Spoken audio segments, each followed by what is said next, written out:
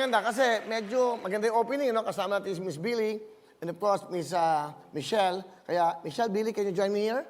Yan, kayo. Sila ho yung mga, of course, winners din ng Miss Universe. Itong last 3 weeks ago yan, no? Hi, Billy. Hi, Michelle. Okay.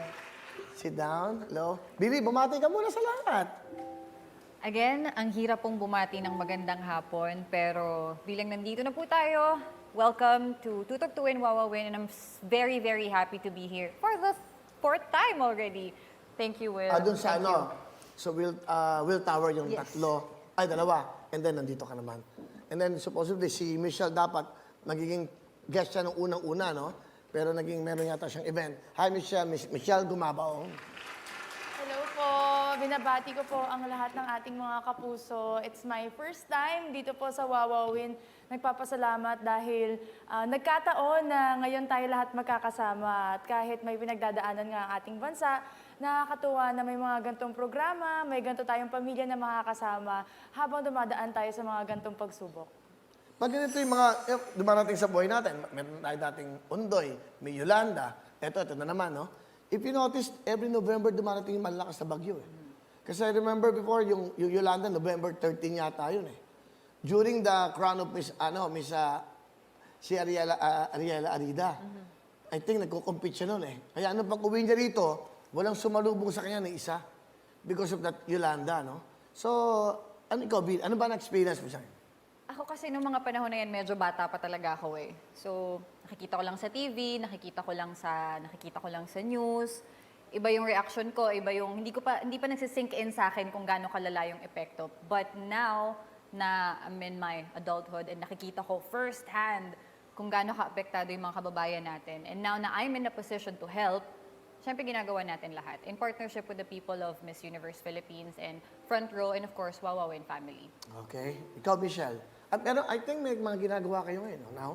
Opo, dahil ako naman po, lumaki din talaga ako na tumutulong sa community, dala po talaga ng daddy ko and ng family namin. So nakakatuwa po dahil ngayon mas malaking opportunity ang meron kaming mga kandidata ng Miss Universe Philippines dahil ang dami po talagang programa na pwede kaming tumulong, na maging parte talaga ng aming mga advokasya din na isinusulong namin. Ako po kasi talagang tumutulong ako pagdating sa mga kabataan.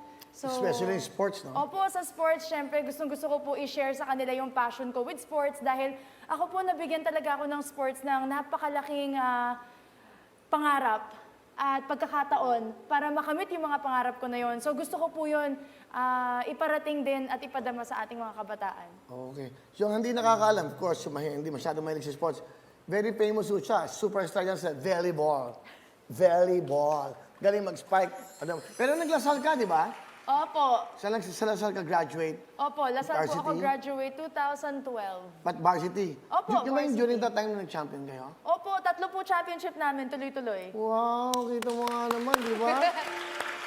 And then, ang kalaban nyo rin si Ateneo. Opo, UST matindi naming kalaban, tapos po Ateneo naman ang naging matindi naming kalaban sa championships nung pa-graduate na po ako. Nung nag-champion kayo, first time na nag-champion ka, ano yung pinaka-naramdaman mo? First championship namin, hindi ko talaga yun makakalimutan dahil grabe yung feeling, lahat ng paghihirap, lahat ng sakripisyo, dun mo marirealize na sa bawat pagsubok na daraanan mo, laging may purpose, laging may rason, at lahat ng mga hirap, lahat ng sakripisyo mo, lahat pagdating sa dulo, worth it lahat. So, yung championship na yon, yung trophy yon, iba yung mararamdaman mo sa puso mo na saya at pagpapasalamat talaga dahil habang mas mahirap yung pagdaraanan mo, mas masaya yung feeling Kaya pagdating yung sa the best, dulo. yung the best Opo. championship na nakuha mo? First, Siyempre second, or yung third? yung pangatlo po, dahil yun yung pinakamahirap. Turo sa amin ng coach ko na madaling manalo, madaling mag-champion, pero para labanan mo yun sa isa pang taon, para i-defend mo yun sa hindi lang isang beses pero 2 beses. Kasi pag nanalo ka, lahat ng tao nakatingin sa'yo eh. Gusto kang talunin, pinaghahandaan ka. So yung pangatlo talaga, pinakamahirap para sa akin, pero pinakamasaya din dahil na-share ko yun sa buong family ko at sa lahat ng teammates ko and sa buong Lasal community. Oh, di ba? Di ba? Kasi kaya ako tinatanong yan, you will learn from there. Kasi, una sa lahat, yung experience mo, di ba, as sportswoman, di ba? Di ba importante yan, di ka pikon?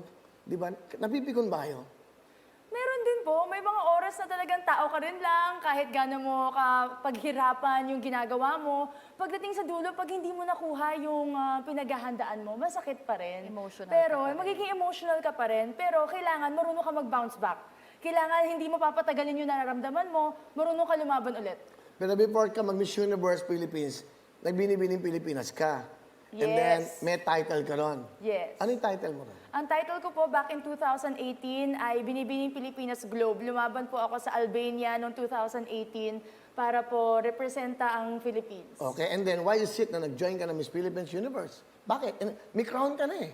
Meron po, pero napakalaki po kasi talagang opportunity ng Miss Universe Philippines. Hindi lang po sa aming mga kandidata, pero para rin mabalik mo lahat ng natanggap mo mula sa Pilipinas. Especially ako, naranasan ko na ma-represent ang Philippines on the International Volleyball Court. Sabi ko, para mabalik mo sa lahat ng binigay sa akin ng mga supporters ko na talagang naniwala sa akin. At ever since na nag-umpisa ako from volleyball, sila po yung dahilan talaga kung bakit ako nandito ngayon kung nasan ako. Sportswoman.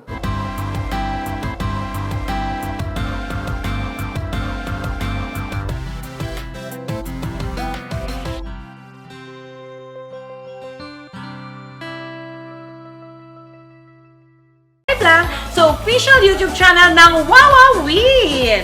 Don't forget to hit the bell button para lagi kayong updated. Hello everyone! Mga kapuso, I'm Donita Knows. Nagustuhan niyo ba ang video na to? Marami pang hinanda para sa inyong lahat, kaya mag-subscribe lang sa official YouTube channel ng Wawa Win. Don't forget to hit the bell button para lagi kayong updated.